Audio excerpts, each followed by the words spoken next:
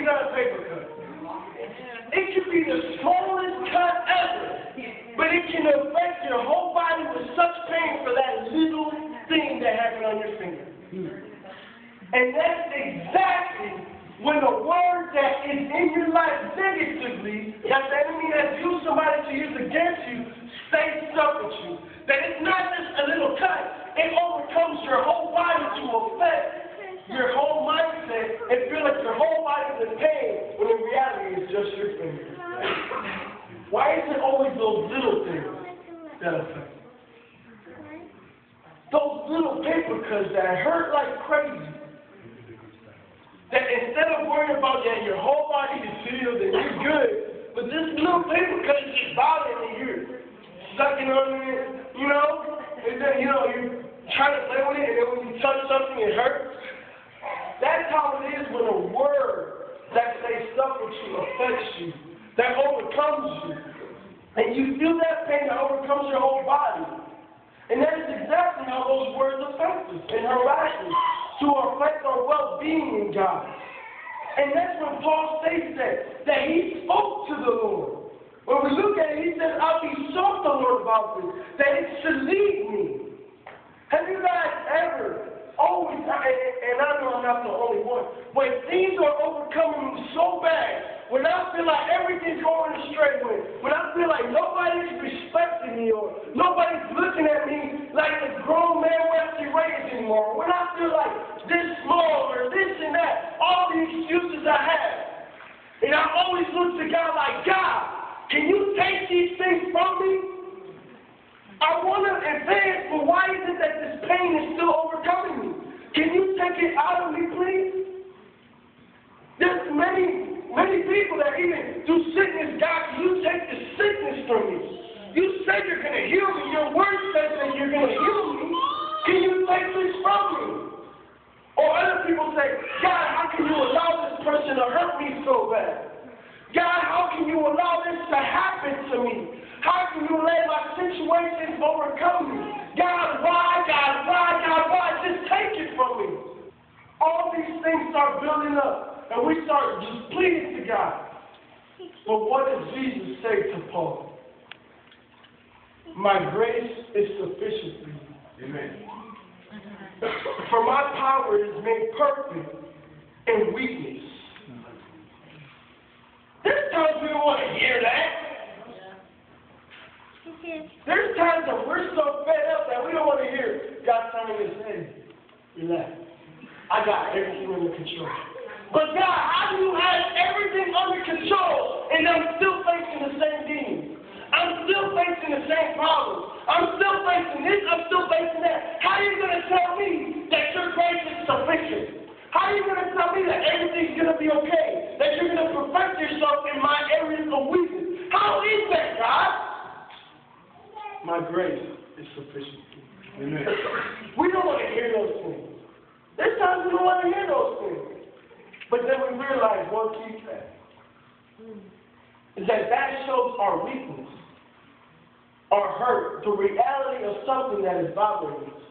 Because as a father, when I was younger, I could approach my father about certain situations.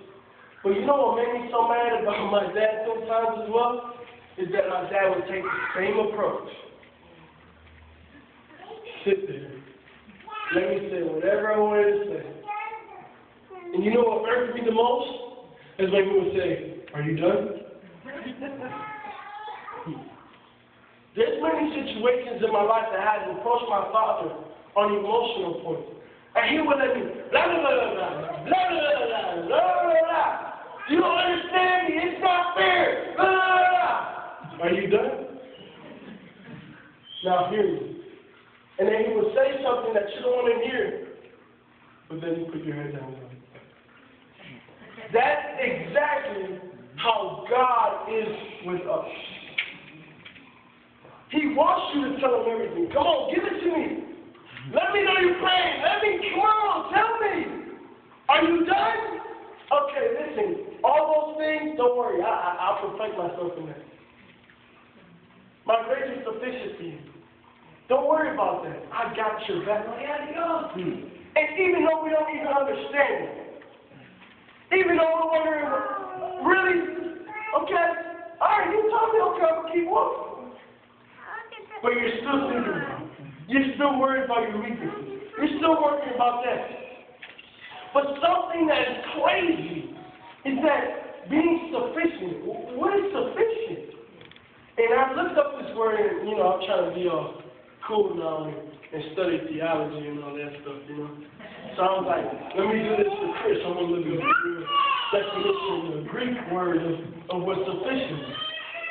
And sufficient comes from the word arku, which means suffice, sufficient, or just more than enough. Just more than enough. Not too little, not too much, just more than enough. So God is saying, listen, I got your back. There's more than enough that you already need. See, I need you to be like that sometimes so that you can grow. I need that to affect you at times. I need that to overwhelm you so bad so that you can stop and actually recognize me in your life.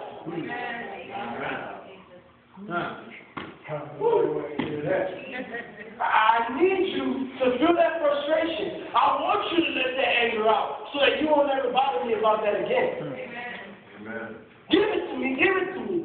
Keep saying it, but I want you to go through that so you can finally shut up and know what I am and what I'm doing for you. God does that so that we can stop the baby. God doesn't want baby Christians anymore. God wants Christians that are willing to face the facts, face the reality. That those things are important for you to explode and grow into your destiny. But Paul, just like us, we don't like those results. He didn't want to hear that. He didn't want it. He wanted it gone. He wanted Jesus to be like, okay, those people need to shut up. This is Paul, my son, who's going to be great. That's what we all want to hear. We want God to put us in the spotlight so that we can be the man so people can say, oh, wow, God is really using them. But God really chose them. Look. That's what we want. But we don't want to go through the pain and the weaknesses and those points to make you grow and be better. Because how is God going to use you if He already put you in the spotlight? Because if He put you in the spotlight like that, people won't see the true God. People won't see the reality of who God really is. Because people used to look at you and say, wow, even though they're going through this, even though they're this and that, even though what they did in their past, even though this and this and that, look how God is still using you.